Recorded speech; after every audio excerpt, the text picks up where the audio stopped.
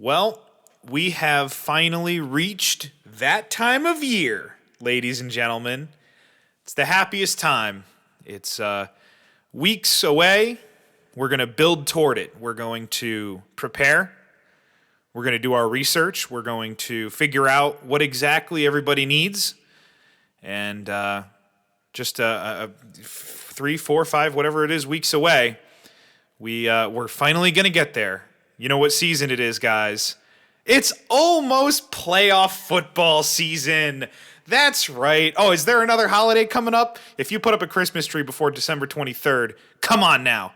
I mean, our Christmas tree is going up this weekend, but that's not up to me. So what's going on, everybody? Welcome back to the Calhoun Show. I'm Kevin Calhoun. If you're new to the show, welcome aboard. Glad to have you here. If you guys did not get to hear or check out the interview that we did over the weekend with my buddy Kyle Bennett, talking about the firing of Jurgen Klinsmann from the U.S. men's national team, it's available on the podcast feed, and there's a video version of the interview as well on the Calhoun Show's YouTube page. So by all means, go check those things out. So this is week one of you and I kind of working together to try to figure out what direction we're going to take the show. And here's what I mean by that. So typically what I do is I research a bunch of different things, stuff that interests me throughout the week. I make a note of it in my phone, and then I sit down and do the podcast. And if you've been listening over the last 90 some odd episodes, you know what we do. I have my topics, and then I say, all right, we're going to do this, and this, and it's always things I care about and want to talk about. So we're going to do a little bit of that, but I'm going to try something new. So today, and this is going to change week to week until we find out what you guys like, because the goal here for me is, and I've covered a couple of these things over the last few weeks before, so if you've heard it before, by all means, bear with me, but we're getting new listeners every week, so I want to reiterate. So we're trying to find the balance of this show that entices you, the listener, to be involved. So I know for me, I listen to a bunch of different podcasts, and there's a couple of them that when I hear things or when they ask for questions, I'm enticed to act and jump in and talk about things and try to propose something to them. So I'm just going to be playing around with the format of the show. We're going to do the top news stories to start, and then we have a couple of topics that I want to talk about as the show goes on. Number one, and this is what I mentioned on Twitter, is we're going to do a complete NFL reset today. What that means is with 5 weeks to go in the season, I'm going to tell you who's for real and who's not, and why your team is not going to win the Super Bowl. Now, this was started, and I'll get more into it later. This idea spawned on Sunday. I was with a few of my friends, and we were watching the games, and me being a Giants fan and my buddy being a Cowboy fan, we started arguing about who could beat the Cowboys in the playoffs. So I'm going to do everybody a favor today, and I'm going to tell everybody why your team cannot win the Super Bowl. And Stephanie snarkily put on social media today, Cleveland's going to get left out of this because we know they're not going to win. So now we're just going to talk about the playoff teams, and I'm going to tell you why your team stinks and why they're not going to win and why mine is. But I'll tell you why mine's going to lose too. So we're going to do a little bit of an NFL reset, and we're going to talk about coaches getting fired coming off of this Klinsmann thing. The Gerard Gallant story in Florida is really, really interesting. And if you're not a hockey fan, we're not going to focus necessarily on the hockey side of this, more on the coaching side. But we're going to talk about some coaches that have been fired unceremoniously.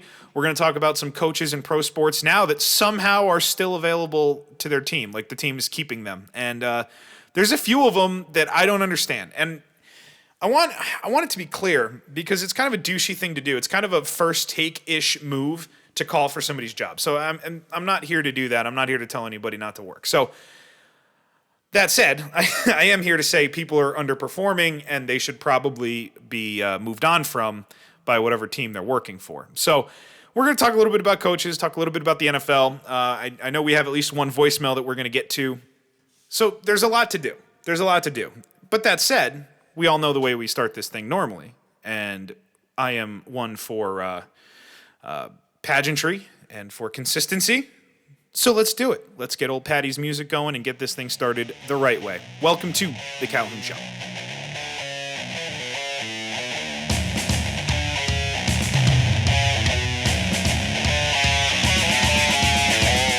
All right. As always, you can follow the show on Twitter at Calhoun Show. Email the show, calhounshow@gmail.com. You can follow us on YouTube. Just search for The Calhoun Show there, or follow any of the links on the Twitter page at Calhoun Show or at Shut Up Calhoun. Follow us and like us on Facebook. All of those fun things. The voicemail line 860-740-2119. Before we get started, I want to thank a couple of people, Tyler, Sarah, for reaching out after last week's show and sending us some messages and complimenting the show, and to everybody that retweeted and shared everything on social media last week. Thank you. You guys are really helping us get to new listeners. It's one of the only ways to do it, honestly, when nobody knows who the people are on the show. And me, I'm a person sitting in my apartment in Middletown, Connecticut. So nobody knows who I am, and you guys are helping change that. So any retweet, share, comment, like, the iTunes reviews, all of those things, guys, I really can't tell you enough how much it means to me every time I see somebody put up something about this show. So if you're involved weekly, if you listen to the show, thank you. And if you're new to the show, I would love for you to get involved. Send us questions, share the show, recommend it to a friend. We have business cards. I really will send you business cards if you want me to, and you can hand them out. You can keep them. I don't care. Well, hand them out. But either way, thank you to everybody who's been interacting with the show. So, that timing was nice. So, we have to start with, obviously, the saddest story of 2016. And I remember back, I think 2-3 years ago, we saw a similar situation in Russia with a KHL team. And I'm obviously talking about the Colombian soccer team plane crash that happened yesterday morning in the Brazilian team in Colombia. I think I said that right. So there were 71 dead, the last I saw. I saw a report today that it was due to either the weather or a lack of fuel, and they crashed just short of the runway or the airport that they were aiming for. It's horrible. There's not a lot of different ways to describe how bad it is and how devastating it is, and the magnitude of it is something that I think we should all try to understand a little better, because we kind of take it and everyone says that's sad and moves on. And, you got your normal idiots on social media that'll compare it to the NFL or the NBA or whatever it is. And this is a team that I'd never heard of, that most of you have never heard of. I think there's probably one or two people in our listening audience that have probably heard of this team before. And that said, just think about where you live. So I live in Connecticut, and we have a bunch of different minor league sports franchises. We don't have any major teams here. So I just think about those teams. And if, God forbid, it was the Hartford Wolfpack or the New Britain Bees or the Hartford Yard Goats, even though they don't play in Hartford. And you think about these different teams, and if something like that were to happen, I can't even imagine what it would do to a community that overwhelmingly doesn't really care about these teams. It's minor league sports. It's got their fans, but nobody really cares. You go to a game when you got nothing else to do. That's not the case here, at least from what I read. And that's the point, is that people are making those comparisons, and that part doesn't matter. It doesn't matter. There were 70-something people on that plane yesterday. And you think about all the people that are close to you. And whether it's a small number or a big number, think about the people that would care if you were gone, and times it by 70. And that's how many people, plus fans and, their supporters and everything. This is an overwhelming number of people that have been affected, and just some lives just completely destroyed, aside from the people on the plane. So it was horrible, and give it its due time to think about it and talk about it, because it's something that deserves our time and attention. And I wanted to mention it at the top of the show. I don't have any, I don't have any hot take. I don't have an opinion one way or another. It's a team I'd never heard of, and it's I don't know anything about them. All I know is what happened. And I think that's all we have to know. And I wanted to mention it just in case somehow it had escaped someone. I was talking about it at work today, and the guy hadn't heard, and I couldn't believe it. So I wanted to mention it. And if you get the chance, there's a lot of really good bios and stuff and pieces that have been written about the players on the team. And, dozens of videos coming out of them, celebrating in their locker room, singing the team's, I assume it's their fight song. I don't speak the language, but that's my assumption. It seems it's fair to think that. And man, it's just, it's sad. And you look at the ages attached to the names that go with this, and it's brutal.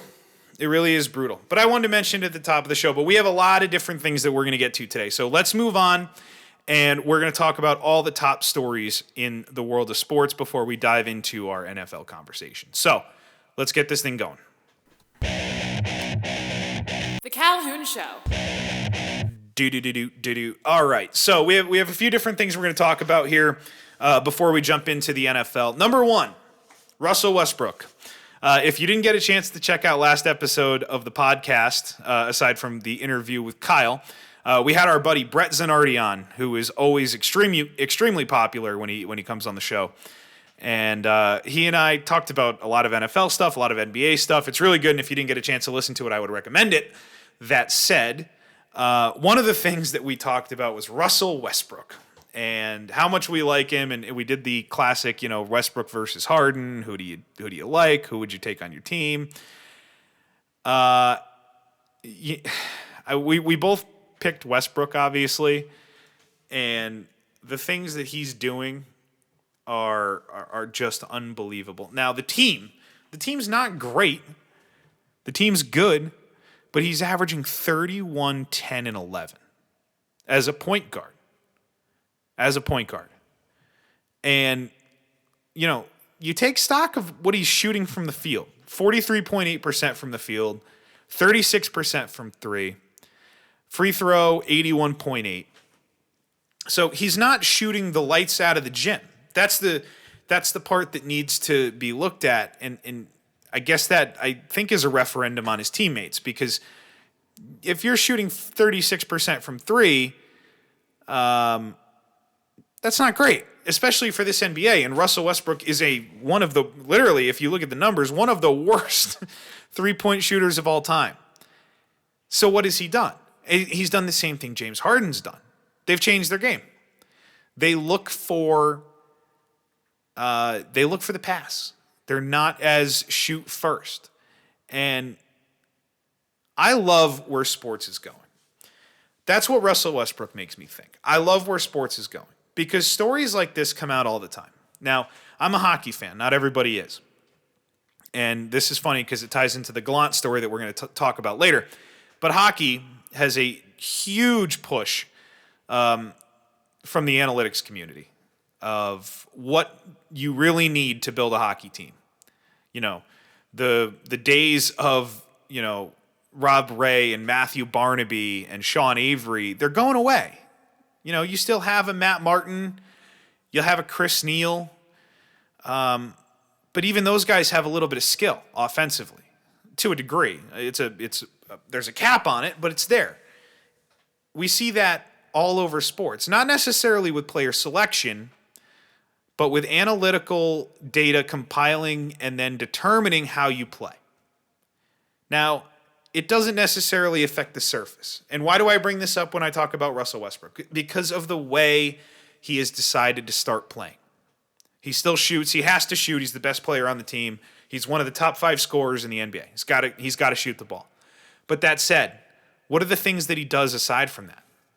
Oh, that's right. He's a point guard averaging 10.5 rebounds a game. You look at a guy like LeBron. LeBron's barely shooting the ball. It's the lowest shooting output he's ever had in his career. Assists, through the roof. Highest they've ever been. Cavs are a good team. He's got good players around him. He can do that.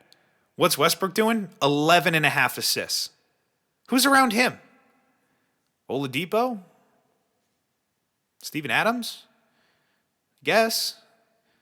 Is that great? I don't think so. But he's still doing it. James Harden's doing the same thing. They're passing more. On the NFL side of things, I don't know if it's necessarily analytics, but we certainly haven't evolved past the monkey see, monkey do mindset of the NFL. Who are the best teams in football? Dallas, Tennessee. Offensive lines. Oakland, offensive line. New England, offensive line hasn't been great. It's not the best New England team we've seen. But teams are going to start building from the inside out again. You can have skill position players. My team's the best example of it, the Giants. The Giants have a very good defense, and they're getting better. Vernon's coming on. Pierre-Paul's coming on. Landon Collins looks like he's going to be a stud. We talked about him last week with Brett. But what do the Giants do offensively? They can't run. Getting Shane Vereen back, not this coming week, but probably next week, that'll help because he's more of a running game through the air with those little short dump-off passes, which is what the Giants need. But the Giants are doing exactly what they did in 2011, which is start to play good defense and then hope you can hit a big play. Now, the question mark is, if the Giants' offense has 8 drives a game where they get 3 plays and then punt, but the other 3 drives, you get Shepard, Cruz, and Beckham in the end zone, and you get a couple field goals, is 27 points enough to win with that defense? Can they score 27 points? They have to follow the formula. They have to look at what Dallas has done and, shore up the offensive line. Look at Tennessee. Get the running game going, and the quarterback will follow. The passing game will follow. If the passing game is all you have, you better be Drew Brees. And even he has only won 1 Super Bowl because defense is something that you need. So that's the real question mark. And to bring it back to Russell Westbrook and the NBA, it's just a change with the way things are being done. And I saw someone say on Twitter today that if Russell Westbrook's team, if the Oklahoma City Thunder are anywhere around 500, he can't win the MVP. If he is anywhere remotely close to a triple-double at the end of the year, the points are obviously going to be there. The assists, I imagine, would be there. Say he ends up with 39-9. Is he the MVP on a 45-win team? Probably not. What about 45-9-10? Maybe. Depends, I guess, on what Anthony Davis has done, but I don't think he can win, not with that team. They're not going to win enough games for him to be the MVP. LeBron's taking a step back. There could be a question mark as to whether or not there's enough points to go around Golden State to get an MVP candidate off that team, but I think we're still going to end up with 2 of them. If Westbrook ends up with a triple-double and they win 40 games, he's the MVP, and it's going away. It can't be close. It really can't be close. I said this before the season started. Westbrook's my MVP pick, and I didn't expect this. But if he ends up with 31-9-9 and they make the playoffs, it's your MVP. And he's doing better than that right now. And I still see people arguing against it. I don't know. It doesn't make sense to me. The college football Final Four. And the scenarios, I'm not going to even attempt. I'm really not even going to attempt to try to break down what the scenarios are for each individual team to get into the Final Four. Here's what I know. There are great football games this weekend, and we're going to have an idea what to expect. Because there's a couple of them that are easy, right? There's one easy way to figure this out. If Alabama wins, they're in. Honestly, if Alabama loses, they're probably still in. So let's go ahead and pencil Alabama right in there, right? Ohio State, they're in. I know they're not playing in the Big Ten Championship, but they're in. If Washington and Clemson win, they're in. Top 4 can stay the exact same as it is now.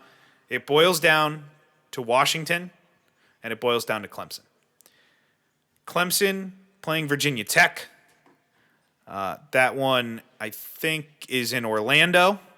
Yep. And then Washington, Colorado in the Pac-12 championship. That one's in Santa Clara, where the 49ers play in San Francisco. So maybe those games go off without a hitch and the lower seed, the lower number wins, and we have our Final Four set.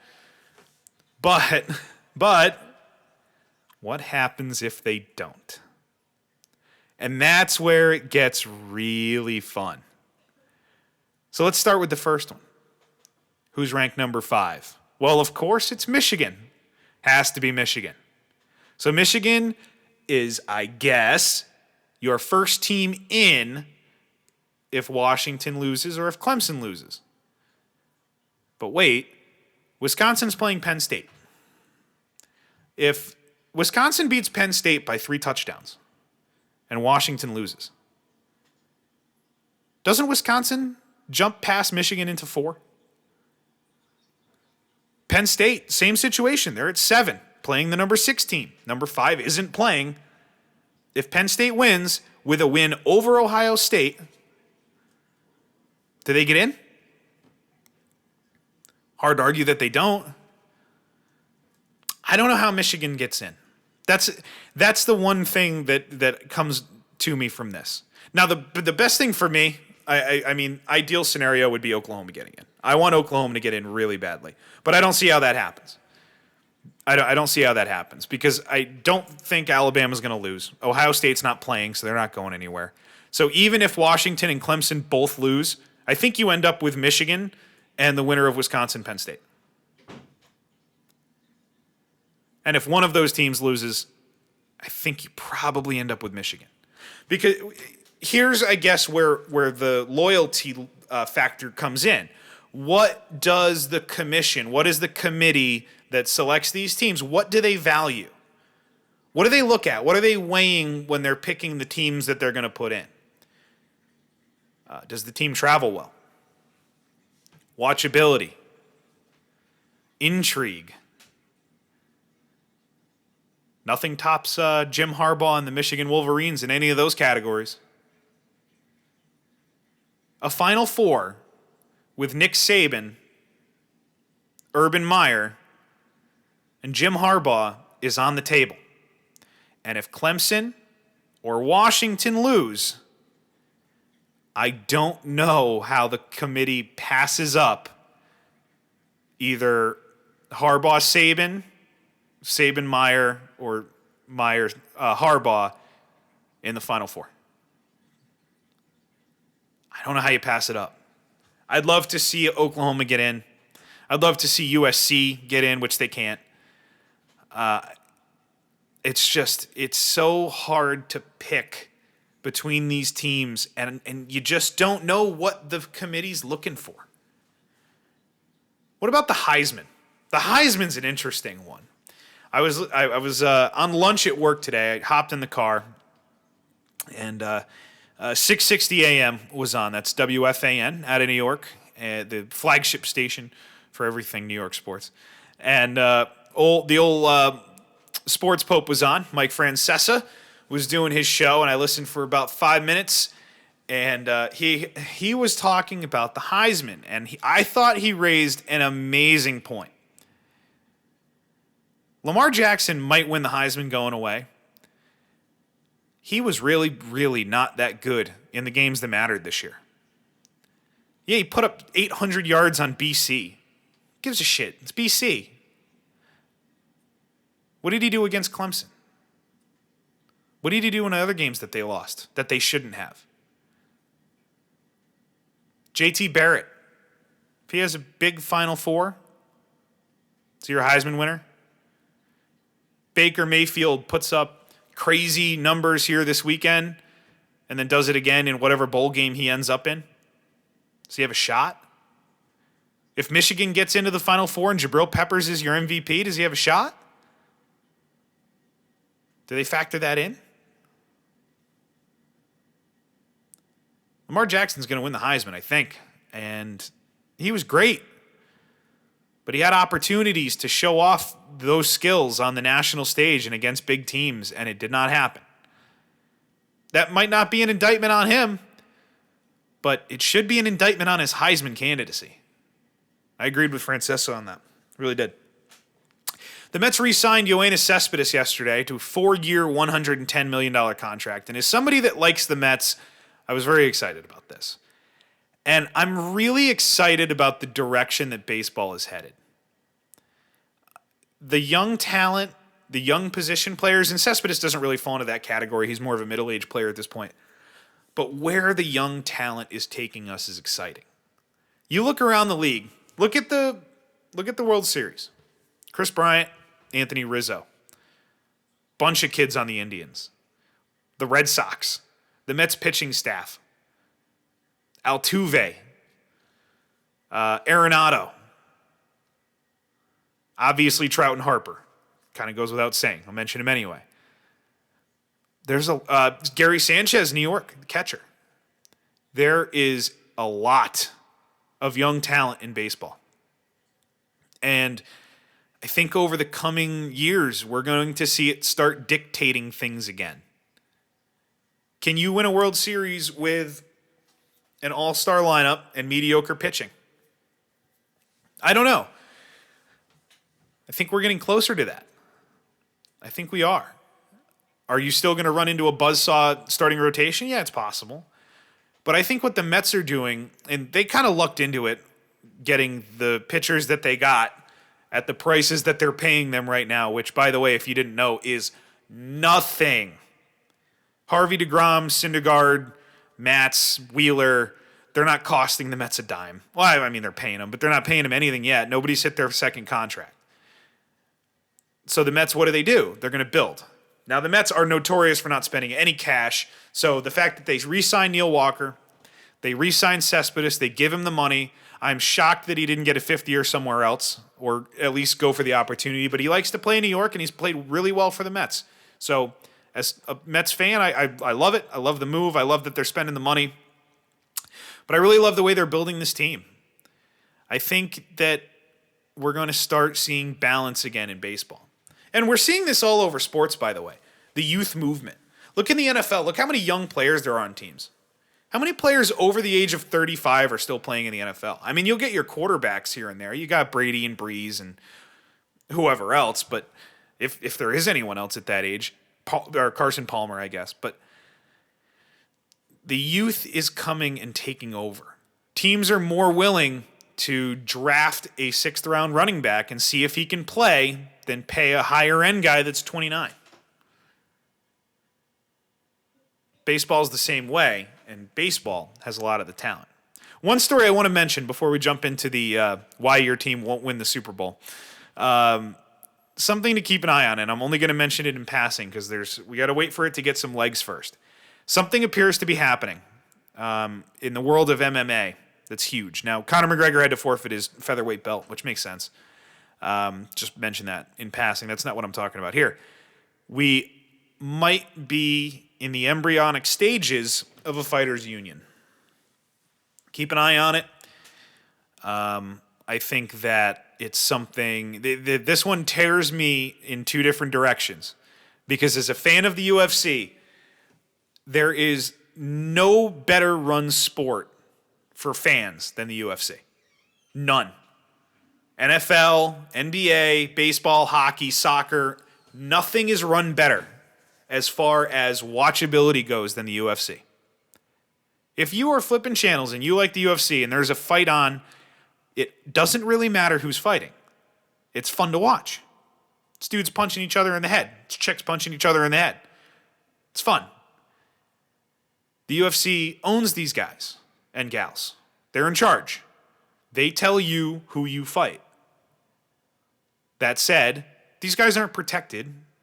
They have no long-term stability after they stop fighting. The pay is terrible in comparison to other sports. I'm not going to speculate on the numbers. You listen to a guy like Brendan Schaub, who's a former fighter, talk about it. If you fight on the undercard of a UFC pay-per-view, that's awesome. You got seen by millions of people.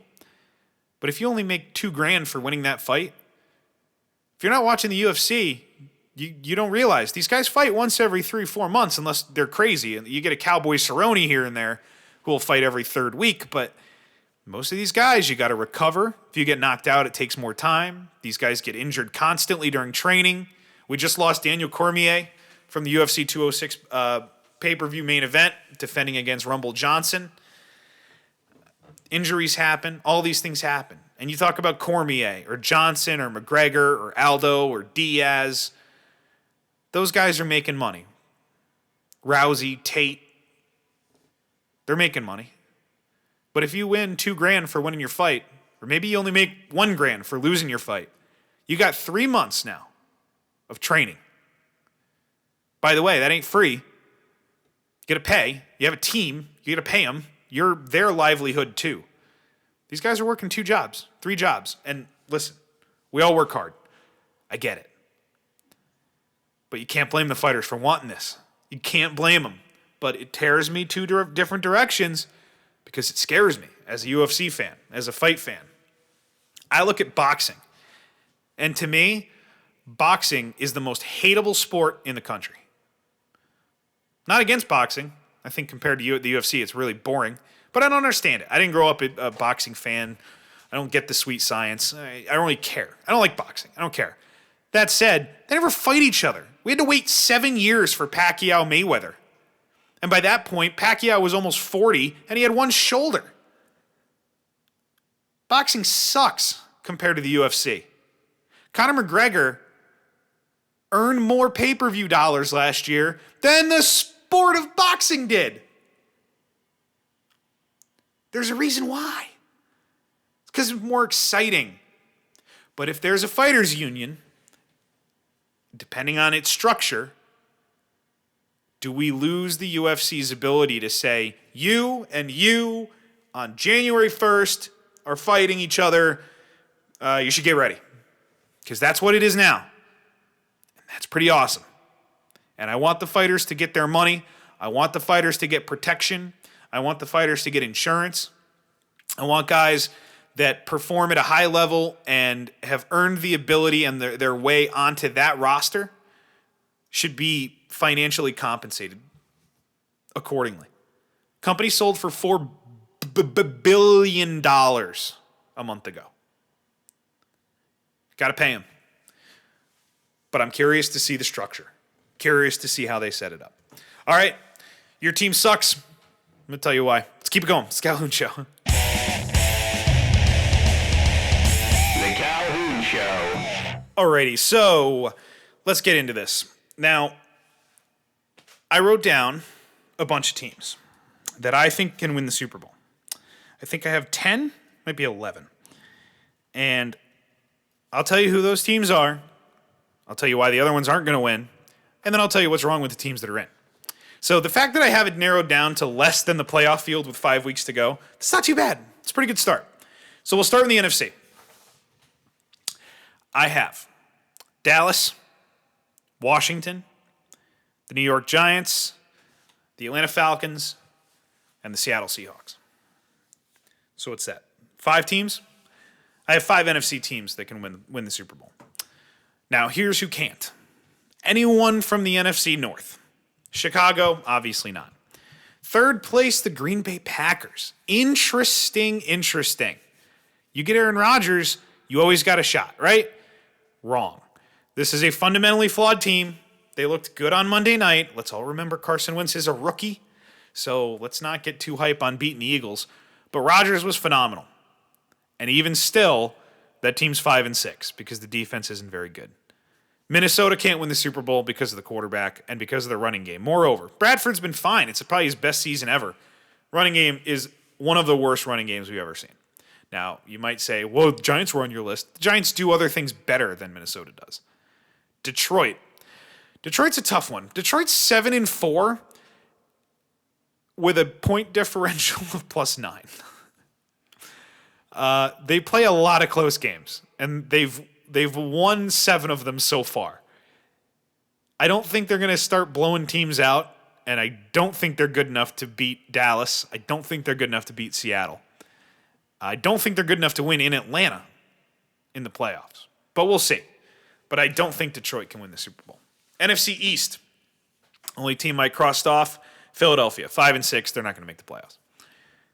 NFC South, Carolina, can't make the playoffs. New Orleans, 5-6. They're going to have to run the table. Don't think they're going to make the playoffs. And Tampa Bay, Mike Evans is a stud. Jameis Winston looks good. The defense is coming around, but there's just not enough playmakers. You know, you need playmakers to win Super Bowls. I don't think so. So I have Atlanta coming out of the South. And then in the NFC West, obviously not San Francisco, obviously not the Rams, and the Cardinals are going to be eliminated if they're not already. 4-6-1, they're pretty much done. So I have Seattle. So I've got 5 teams in the NFC. Now, on the AFC side, I've got 6 teams. That's right. It is 11. Who are the 6? Well, we're going to go 3 out of a division again. Oakland, Kansas City, and Denver can win the Super Bowl. New England, and then Pittsburgh, and then Baltimore. Now, if you hear Baltimore and you say, all right, Detroit's not on the list and Baltimore is. It's 1-7-4, 1-6-5. What's the deal? Well, the deal is that Baltimore does all the things well that playoff teams do well. They play good defense. They don't get beat deep unless Odell Beckham's on the field. They get after the quarterback. They've shown some ability to run the ball. The offense needs to improve, but it's Thanksgiving. It's not Christmas. It's not January. There's time for that to happen. This is where teams start to figure out exactly who they are. But Baltimore plays good defense, and they don't miss kicks. Justin Tucker would be the MVP of the league if Baltimore won the Super Bowl, if you could retroactively do that. He's an animal.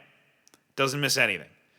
I think he said to Sam Cook the other day on the field, check this out, right before he kicked his third 50-yarder. Something like that. The story came out that he said some cocky thing on it. I love that. That's why Baltimore's on the list. They're not the favorite. They'd be the 11th of 11 on this list, but they're on the list. So who did I pass up that would cause you to argue or disagree? San Diego, they have to run the table to get in. They're not going to. Jacksonville, no. Indy, no defense. Tennessee's an interesting one. I think Tennessee can make a playoff run because of the way they run the ball, but I still think that they're a couple pieces away. I don't think they win a 17-13 game 4 weeks in a row, which is what it might take in the playoffs. Houston is terrible. The quarterback stinks. The AFC South can't win the Super Bowl, is basically what I'm telling you. Cleveland, obviously. Cincinnati, 3-7, can't make the playoffs. Jets can't make the playoffs. And then there are two out of the AFC East that are interesting. So Miami is 7-4, but I don't like them. I don't think Miami's good. I think Adam Gase is good.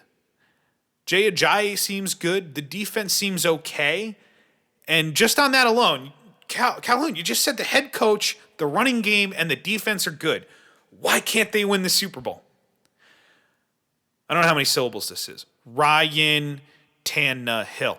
5 syllables is why they can't win the Super Bowl. Does Ryan Tannehill have an 11 touchdown, no interception, Joe Flacco 2012 run in him? I guess it's possible. But when you make a list, try being a little, have some stick-to-itiveness. If there's a doubt, you don't make the list. Miami, don't like the quarterback. Buffalo, I like Buffalo a lot more than I like Miami. But again, for different reasons, I don't know if Tyrod Taylor's a Super Bowl winning quarterback. I haven't seen his ability to win the game through the air with his arm only. Now, their running game is terrifying with him and McCoy. But eventually, they're going to run into a team that can stop the run. It's just going to happen. It happens to everybody. It might not happen to Dallas, but it might happen. So if a team is going to load up the box with 8 in, 7 in, and challenge Buffalo to beat them through the air, having a healthy Sammy Watkins is helpful. Having McCoy out of the backfield is helpful, unless he's got a block. But, Super Bowl on the line, playoff game on the line, are you trusting Robert Woods to make the play? Are you trusting Tyrod Taylor to hit him with 3 guys in his face? Taylor seems super talented. I think he's got a high ceiling, and I'm not saying he can never win a Super Bowl, but I'm not saying that he's not capable of doing those things now. But until he shows the ability to do those things, I'm going to hold off on Buffalo winning a Super Bowl. So let's talk about the teams that can win. Go back to the NFC. Dallas. Dallas is the most balanced team in football. They run the ball, they throw the ball, and they do those things for a long enough time that their defense doesn't get exposed. So what's the recipe to beat Dallas? It's play Dallas's game. Ball control. Keep the ball away from that offense. Keep their defense on the field, wear them out, and make sure you get points every time. Every time you get the chance. You don't have to score every time. But every time you get over the 50, put points on the board. Get 3, get 7. There's going to be a playoff team that gets eliminated by their kicker.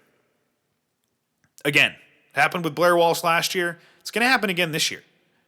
And if you're a fan of a few of these teams, I look at my team with the Giants. I look in New England, which is shocking that Gostowski is on that list. There's a question mark there. Pittsburgh's kicking game. Cairo Santo had to double bank a 34-yarder in on Monday night to win. But there's other teams too. There's other teams on that list. Matt Bryant, stud. Justin Tucker. Matt Prater. Detroit I didn't put on the list, but that's a playoff team potentially. Looks like they are. That a kicker can win games for you. But kickers are going to lose games too, especially with the Giants. I'm terrified. Robbie Gould can't make an extra point. And if you're the Giants, do you kick the Blair Walsh tires? Maybe a change of scenery? I don't know. I don't know what the Giants do. But we'll stick with Dallas here. Those are the ways to beat them. Now, this was the argument I was having the other day. I said that there are two teams that can beat the Cowboys in the playoffs. There's actually three. Seattle can beat them. The Giants can beat them. And Atlanta can beat them. And the weird part about that is that those three teams can beat Dallas in different ways. First, Seattle. Seattle can outscore them.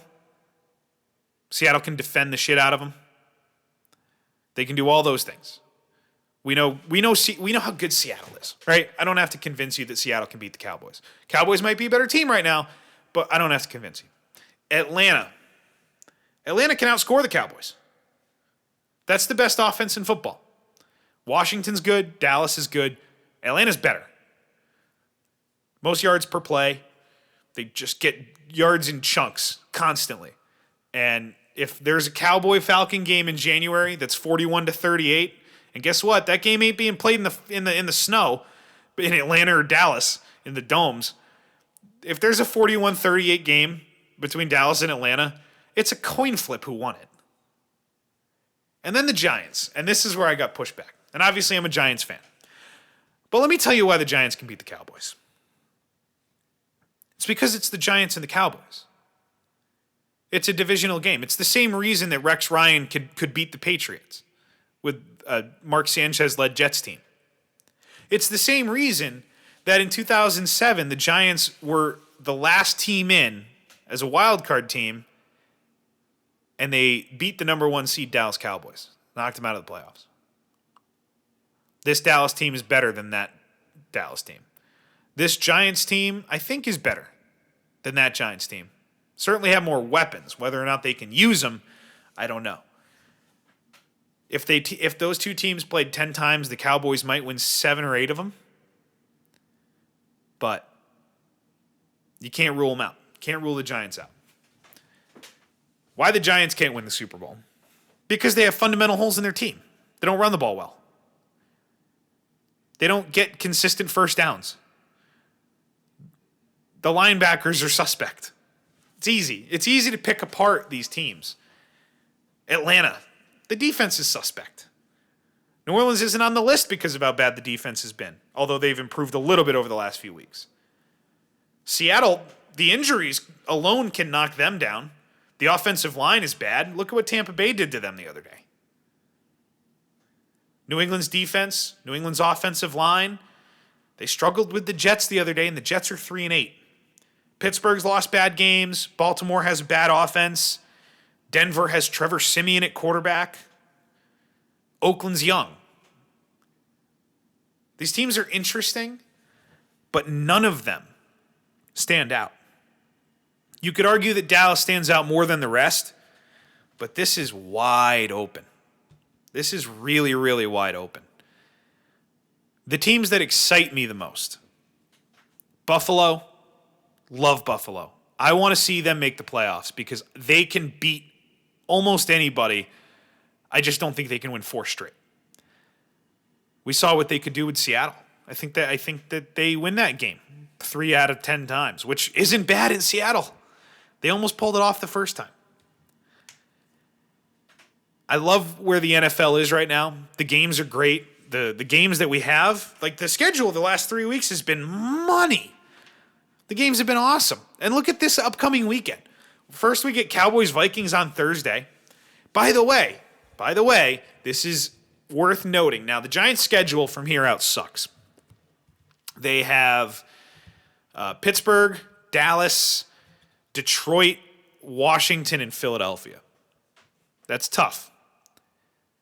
Just as a little nugget, because the Cowboys have been so dominant this year. Just so you know. Dallas playing in Minnesota Thursday night. Minnesota's a good home team. If you had to put money on it, you'd pick Dallas, obviously. That said, that's clearly a winnable game for Minnesota. They could pull that off.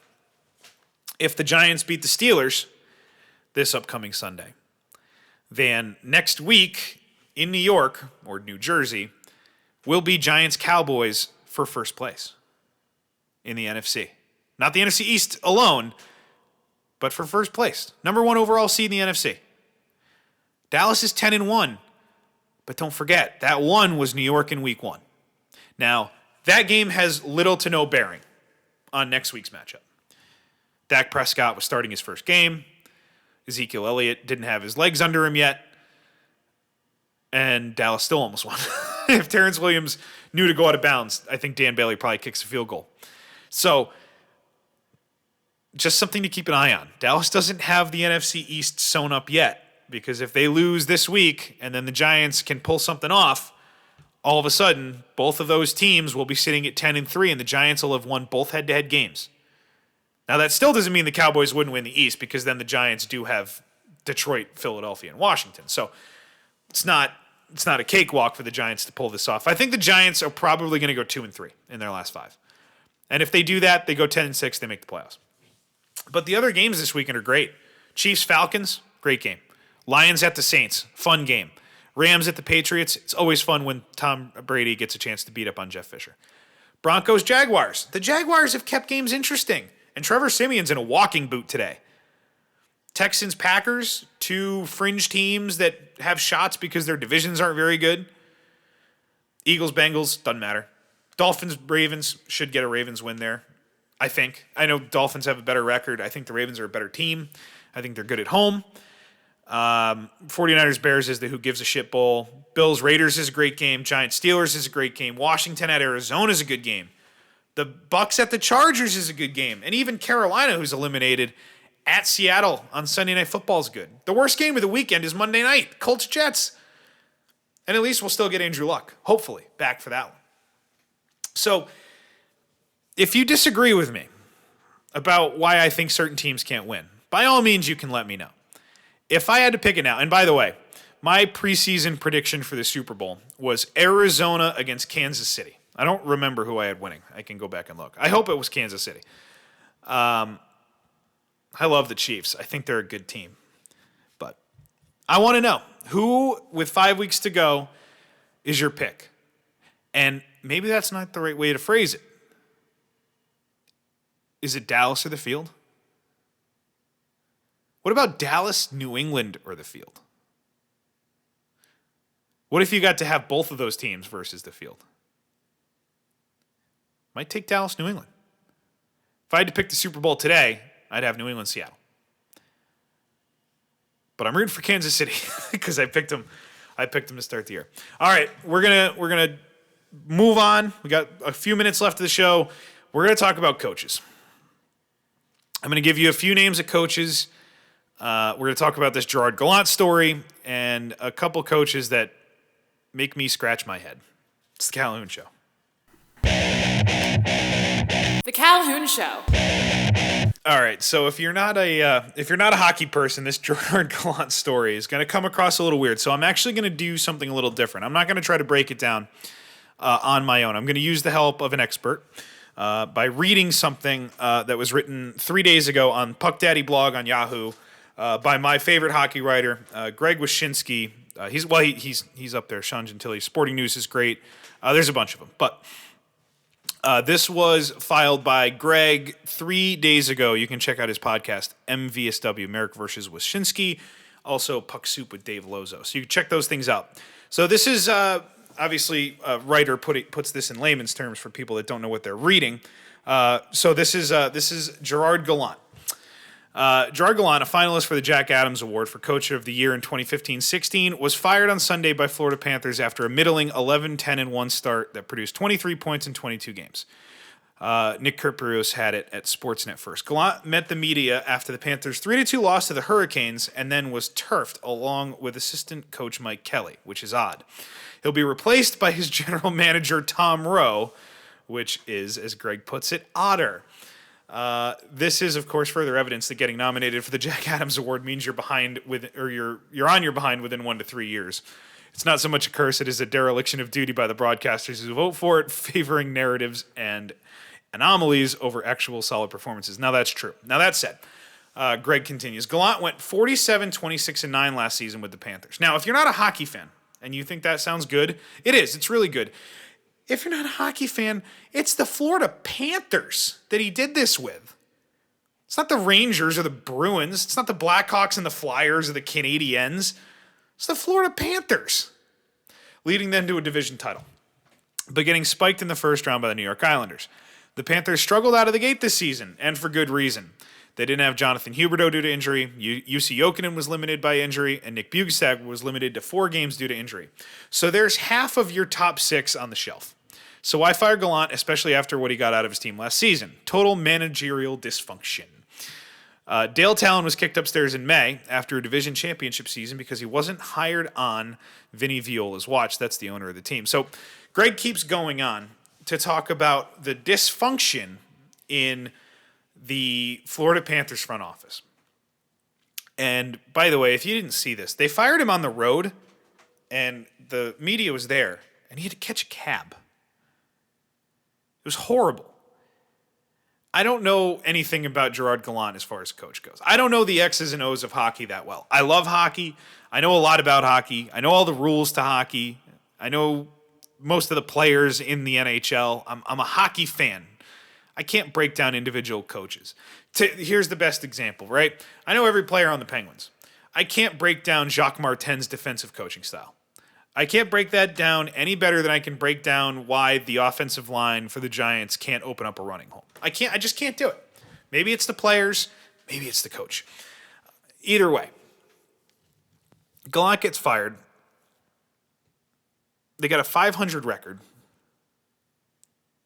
He took the Florida effing Panthers to the playoffs last year. And this apparently is going to come down to analytics. It's a difference of opinion between the front office and the coaching staff. How players were being used. Now, speaking of MVSW, Merrick versus Wyshynski, I was listening to that today, actually, and Greg or Jeff was speculating on how much Jaromir Jagr has to do with all this. It was Merrick, and he said, it's going to sound like I'm bashing Jagr, and I'm not. And even if you're not a hockey fan, you know who Jaromir Jagr is at least. He's in his 40s, and he's still going, and he's still playing, and it's awesome, and it's great. But he's on lines with these young kids, and he can't keep up anymore. And kind of dragging him up and down the ice, which seems like a problem. But that gets away from what I want to talk about, which is coaching. And how coaching decisions get made in sports. And it depends on the sport. It really does. And to that end, I'm going to read something that was written on on the Calhoun Show Facebook page, facebook.com/Calhoun Show. We put up a status today asking people to talk about coaches. And by the way, our good friend Grant Salzano, friend of the podcast who's been on before, who I'm sure was mad at me about 20 minutes ago when I took a nice little shot at Boston College, answers that a terrible coach's name is Bob Diaco, who is the head coach of UConn football. And Grant, that is correct, sir. So thank you for writing that in. So our friend Sarah, who sends in awesome stuff every week, she wrote out this big thing here about coaching, and I'm going to read it because it's really well thought out. I'm going to buzz through a couple of the details that she puts in because she lists off a few players, but there's some soccer stuff in here, there's some hockey stuff in here, and I think it's a really good point. So Sarah writes in on Facebook, one thing I would discuss on coaches if they're overemphasized in sports. I think due to the human chess nature of football, they're not, but I think they are in almost every other game. In my opinion, you need talent to succeed and stability in that talent far more than you need stability in coaching. And I'll give 2 examples. Chelsea FC. From the early mid-2000s until currently, Chelsea have churned through multiple managers. This time frame includes multiple league titles and a European championship.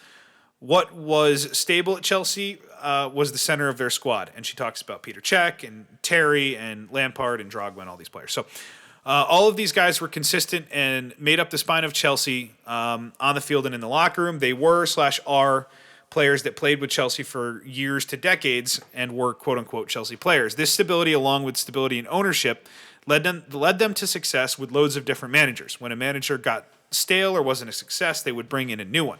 Second example she cites is the Pittsburgh Penguins. I often ask myself, this is Sarah, how different 09 to 15 would look like if the Penguins employed the Chelsea model.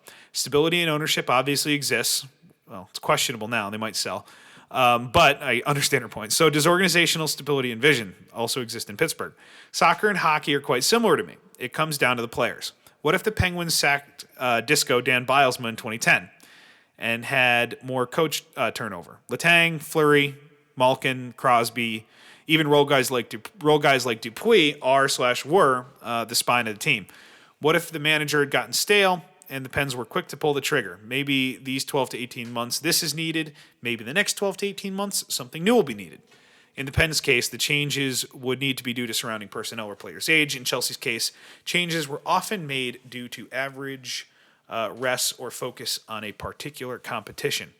And then she throws in at the end, by the way, I think this is what separates great coaches like Sir Alex Ferguson, Phil Jackson, Chuck Noll from the good and average ones.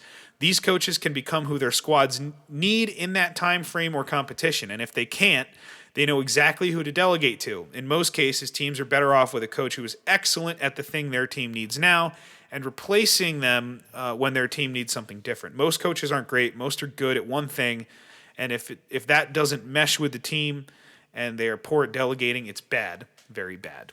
That's a really great point. And I agree with her. I think that to a degree, coaching X's and O's wise is overrated in certain sports.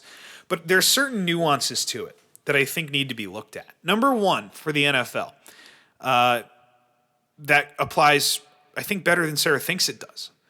Because if you look around the league at certain coaches, I look at a guy like Rex Ryan, phenomenal defensive coordinator, seems to be learning and getting better at coaching from the head coaching perspective. But there were times, and there were stories, and I remember them when he was in New York, Rex Ryan doesn't attend offensive meeting. Rex Ryan focusing too much on defense. Rex Ryan, it was all about the defense because that's what he does. Now, does that mean that he should be more focused on the offense because he's the head coach? Maybe. Does it mean he should focus less on the defense because he's the head coach? I don't know. What if he's not good at clock management? You look at a guy like Andy Reid who's great but has problems managing the clock. Tom Coughlin lost his job because he couldn't manage the clock. And it seems like Ben McAdoo knows a little bit more. He's won all these close games that Coughlin lost last year, but you don't know. You don't know. The Penguins' argument's interesting because Bilesma equipped the same style for years in a row, and everyone asked for his job, and it never went anywhere. And Bilesma was one of those coaches, and Pittsburgh seems to have a habit of this, which is a really great coach or good coach, great in Cowher's realm and good in Terrian's realm, of building a good team, and then the next coach will come in and win a title. Cowher got one. Tomlin coattailed his way to another, which is another thing that I guess doesn't need to be talked about, which is the fact that Mike Tomlin seems to have just carte blanche with the Pittsburgh Steelers. I am more down on Mike Tomlin. I know Sarah is too. We've talked about it before. But Mike Tomlin's one of those guys. I wouldn't fire him because I think he's an above-average coach, but he seems to walk on water in the eyes of many, and it doesn't make sense to me.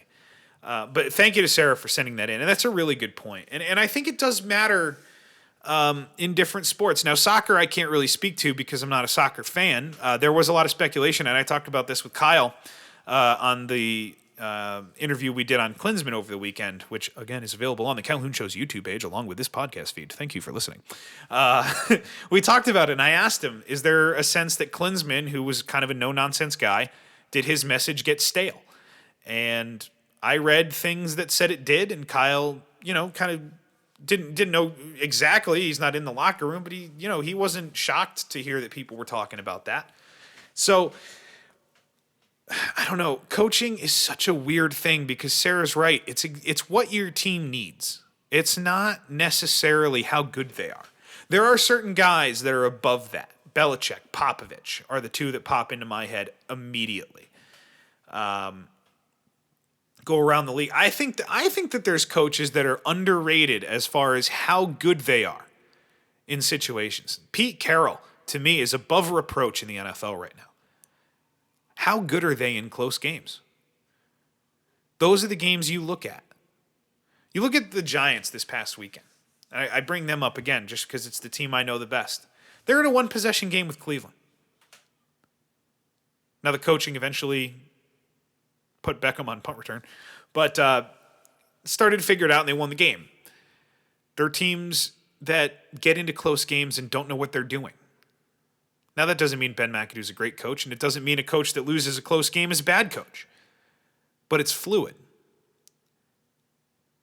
We saw Peter Laviolette get fired from the Philadelphia Flyers a couple years ago. 5 games into the season. Nashville went and got him. Great hire. Laviolette's a great coach. Does he win in the playoffs?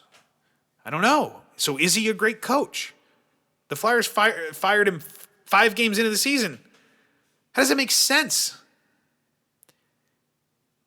If you're a pro sports team, and if going into the season, someone asked you, all right, if your team loses the first 5 games, are you going to fire your head coach?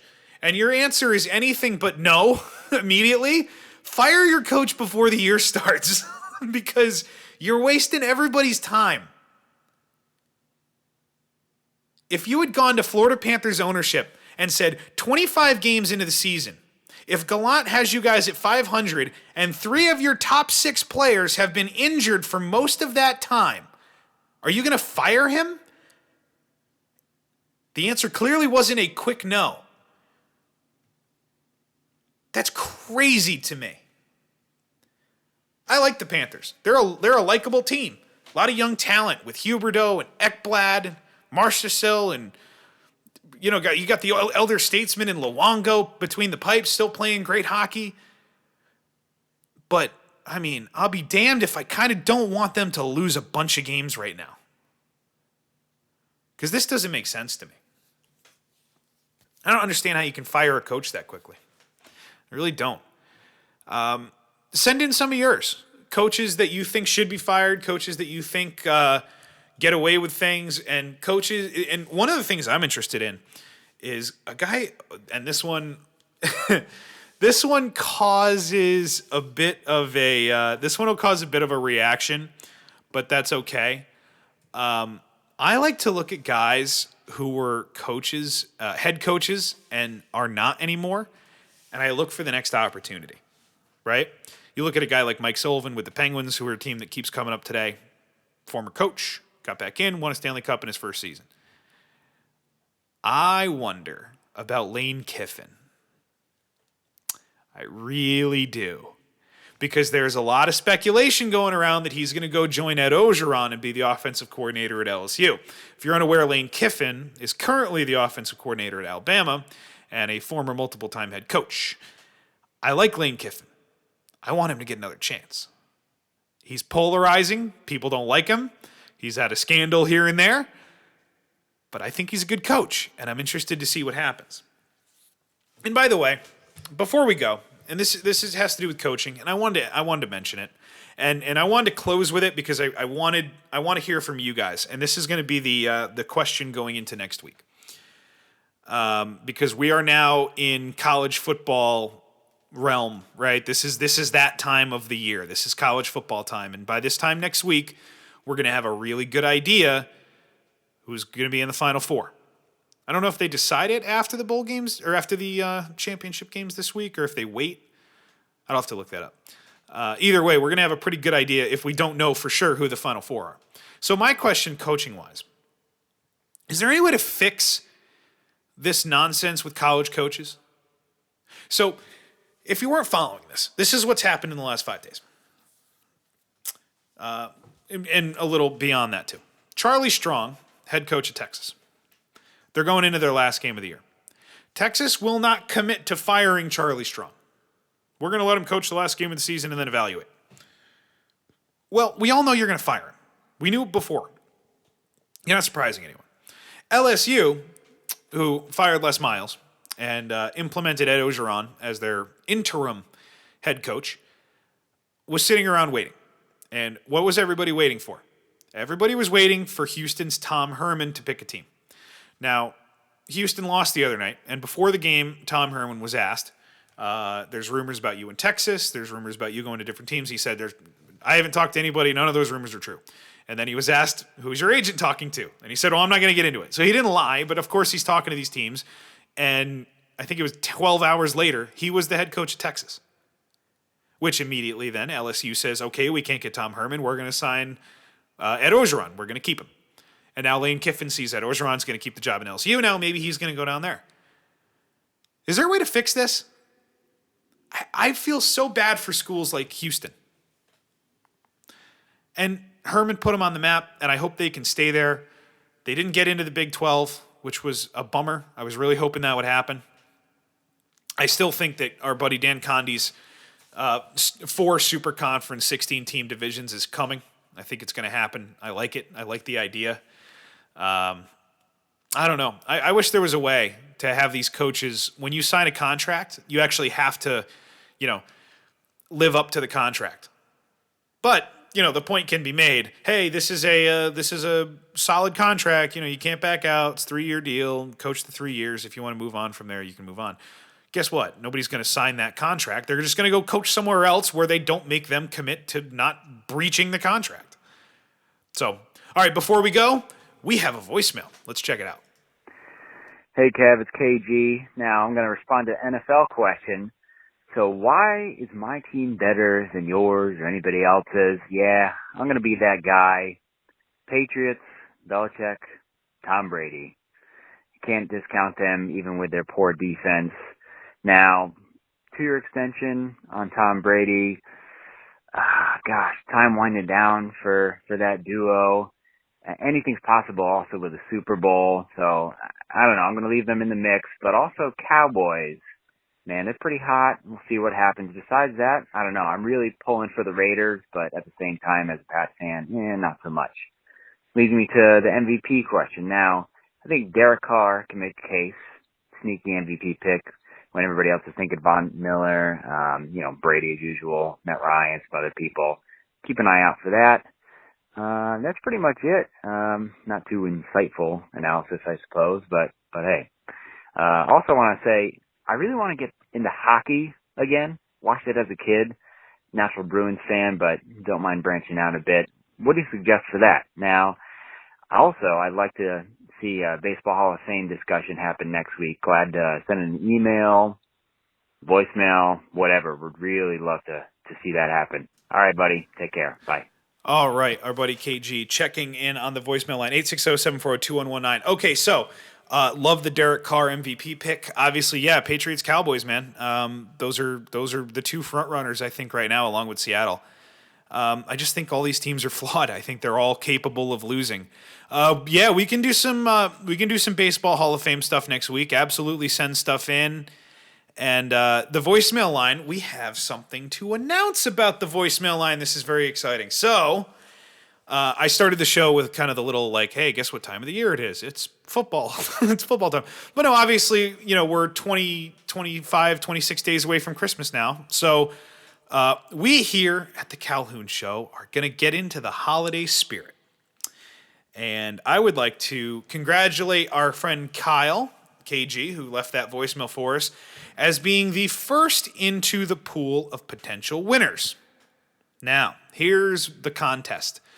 Over the next 3 weeks, we will be taking voicemails with the end game of the best voicemail we get between now and Christmas Day So you could leave one Christmas Eve and we'll play it the next week.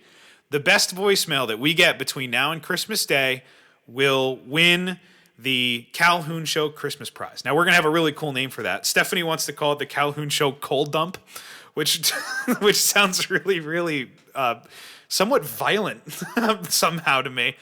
But it's going to be cool, and I'm excited about it. So we're going to give something away, and it's going to be cool, and you're going to like it. And just leave a voicemail, and the best voicemail, it can be impassioned, it can be your team just lost and you're angry and you want to vent and you're going to call old Calhoun and let him know how pissed off you are, or you want to talk about the college coaches or talk about your MVP pick in the NFL, whatever it is that you want to do, leave the voicemails. Please keep them to a minute and a half or less because we don't like playing anything longer than that. Minute and a half or less. Voicemails. Best one over the next 3 weeks wins a free Calhoun Show Christmas gift that we will send to you, or if you're in Connecticut, I will hand deliver it to you. I really will. I'm just that nice. So, very excited. You guys were phenomenal this week, sending stuff in. A bunch of the topics that we talked about today were things that people sent me that they wanted me to talk about. So I can't tell you guys how awesome that is. I hope you can hear it in my voice. It really invigorates me. It gets me going. It makes me know that you guys are there and you want this show. And that's the goal. We want people to want this podcast. So get involved. 860-740-2119. Start leaving the voicemails. I want to get to the point where we have too many to play on the podcast. That's the goal. But let's get some good ones in. Best one in the next 3 weeks, Calhoun Show gift. So, that's it. We are done. I'll be back next week. You guys are phenomenal. If you had a good Thanksgiving, I'm happy. If you didn't, don't worry. You don't have to have one for a while. We'll talk to you guys next week. Take care. Thank you for listening to The Calhoun Show. Join the conversation by following the show on Twitter @Calhoun Show and emailing the show at calhounshow@gmail.com. You can also find us on Facebook, and don't forget to subscribe and download for free on iTunes. Want to hear yourself on the show? Leave us a voicemail by calling 860-740-2119.